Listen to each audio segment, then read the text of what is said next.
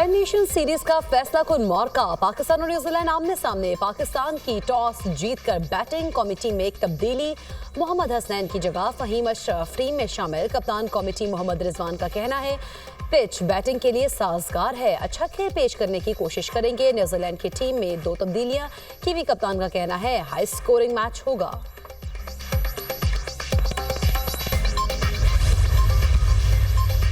हरनाई में तहसील चारग में गाड़ी के करीब धमाका। डिप्टी कमिश्नर के मुताबिक धमाके में 11 अफराद जाँ बहक, 6 जख्मी। लेविस हुकाम के मुताबिक धमाका कोयले की कान में काम करने वाले मजदूरों की गाड़ी के करीब हुआ। जख्मियों और जाँ बहक अफराद की लाशें अस्पताल मुंतकिल। सदर और वज़ीर आज़म की शारग में धमाके की मजम्मत। दहशत गर्दी के खात्मे तक कोशिशें जारी रखने के अज़्म का अयादा। वज़ीर दाखिला मोहसिन नकवी की भी मजदूरों की गाड़ी पर धमाके की शदीद मजम्मत। लवाहिकीन से दिली हमदर्दी और ताज़ियत का इजहार। मोहसिन नकवी ने कहा मासूम लोगों को निशाना बनाने वाले दरिंदे किसी रियायत के मुस्तहिक नहीं।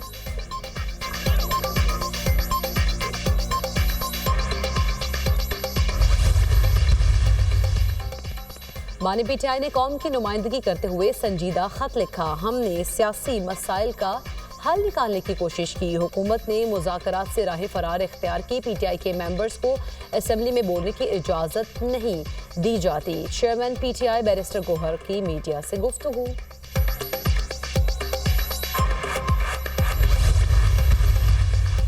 बानी पीटीआई का खत तरले करने की आखिरी हद है। अगर खत वसूल कुनिंदा नहीं पढ़ेंगे तो वज़ीर आज़म भी नहीं पढ़ेंगे। बानी पीटीआई और उनकी हवारी की हरकतों से परेशान हो कि आखिर उनका एजेंडा क्या है। पूरी दुनिया में टैरिफ की बात हो रही है, उनके हालात देख लें कि उमर अयूब IMF को खत लिख रहे हैं। स्पीकर पंजाब असेंबली मलिक अहमद खान की मीडिया टॉक।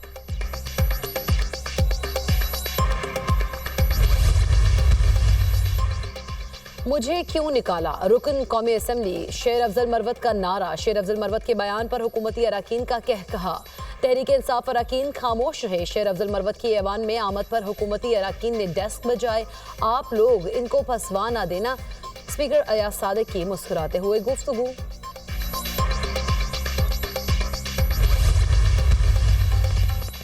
भारत अमेरिका मुश्तरका बयान गलत और बेबुनियाद है। दहशत गर्दी से मुतासरा मुल्क के तौर पर पाकिस्तान दुनिया में अमन व इस्तेहकाम के फ़रोग का ख़्वाह है।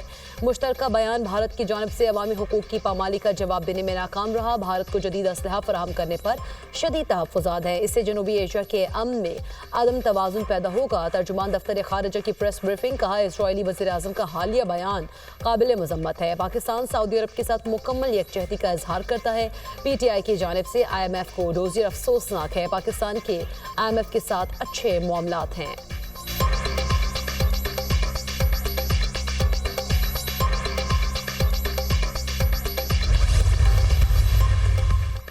अगर हुकूमत की तरफ से रेफरेंस आया तो क्या होगा? जस्टिस मंसूर अली शाह से सहाफ़ी का सवाल।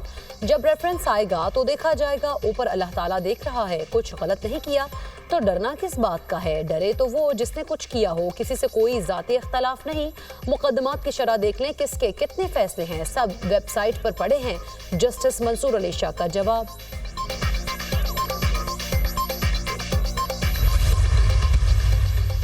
LOC पर भारत की तकरीबी कार्रवाइयाँ बेनकाब हो गई। भारत धमाका खेज मवाद की नकलो हमल और इस्तेमाल से तखरीबकारी कर रहा है। 2016 के बाद से LOC पर IEDs लगाने के 54 वाक़यात सामने आए। वज़ीर दाखिला आज़ाद कश्मीर वक़ार अहमद नूर की आला हुकाम के साथ प्रेस कॉन्फ्रेंस। कहा भारत को पाक फौज की जवाबी कार्रवाई से मुँह की खानी पड़ रही है। भारत अपने एजेंट्स के जरिए मनशियात और हथियार स्मगल कराने में मुलव्विस है।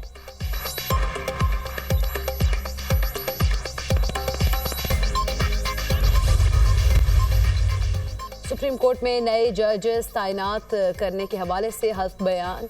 चीफ जस्टिस पाकिस्तान याहिया अफरीदी ने जजेस से हल्फ लिया। हल्फ उठाने वालों में 6 मुस्तकिल और 1 आर्जी जज शामिल। हल्फ उठाने वाले जजेस में justice Mohammad Hashim Kakar, justice Mohammad Shafi Siddiqui, justice Salahuddin, justice Shakeel Ahmed, justice Aamir Farooq और जस्टिस इश्तियाक इब्राहिम शामिल।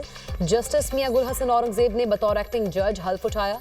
चीफ जस्टिस ने जस्टिस मियां गुल हसन औरंगजेब से अलग हल्फ लिया। बलूचिस्तान हाई कोर्ट के जस्टिस मोहम्मद इजाज सबाती ने कायम मकाम chief justice Balochistan high court के ओहदे का हल्फ उठा लिया। गवर्नर बलूचिस्तान ने जस्टिस मोहम्मद इजाज सबाती से हल्फ लिया।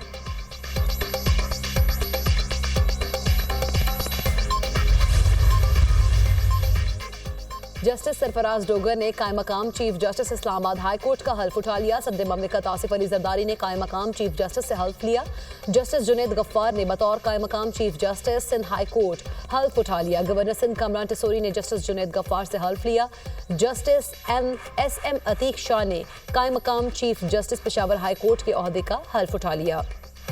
गवर्नर फैसल करीम कुंडी ने जस्टिस एस.एम. अतीक शाह से हल्फ लिया। तकरीब में वज़ीर आला के.पी. अली अमीन गंडापुर की भी शिरकत।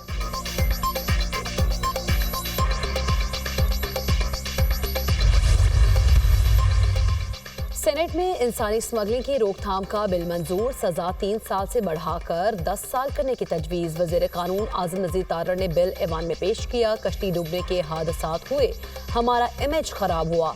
अंडर एज गर्ल्स की स्मगलिंग का बड़ा संगीन इशू है। वज़ीर कानून आज़म नज़ीर तारड़ का सेनेट में इजहार ख्याल।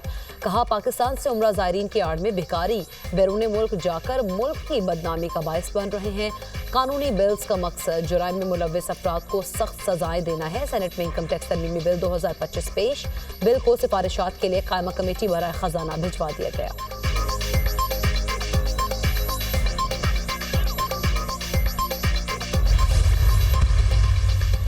वज़ीर आज़म शहबाज शरीफ को तुर्क सदर रजब तैयब एर्दोगान की तरफ से इलेक्ट्रिक कार का तोहफा। वज़ीर आज़म ने तुर्क सदर के हमरा गाड़ी ड्राइव की। दोनों रहनुमाओं के दरमियान खुशगवार माहौल में बातचीत।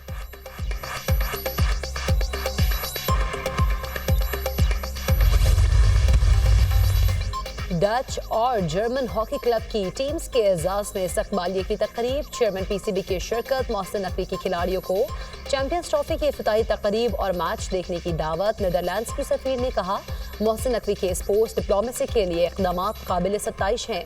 वज़ीर दाखिला मोहसिन नकवी का इस्लामाबाद में जश्न बहारा के मेले के इंतजामात का जायजा। इस्लामाबाद में 25 से 27 फरवरी तक जश्न बहारा का मेला लगेगा। जश्न बहारा में पाक फौज के बैंड्स भी परफॉर्म करेंगे।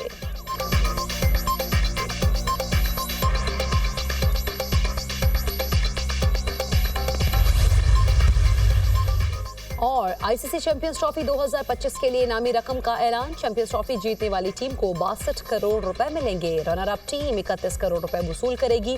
बड़े इवेंट के लिए बड़ी तैयारियां। इफ्तिताही तकरीब में JF-17, F-16 और शेर दिल लहू गरमाएंगे। तैयारों की नेशनल स्टेडियम के ऊपर रिहर्सल। इफ्तिताही मैच पाकिस्तान और न्यूजीलैंड के दरमियान खेला जाएगा।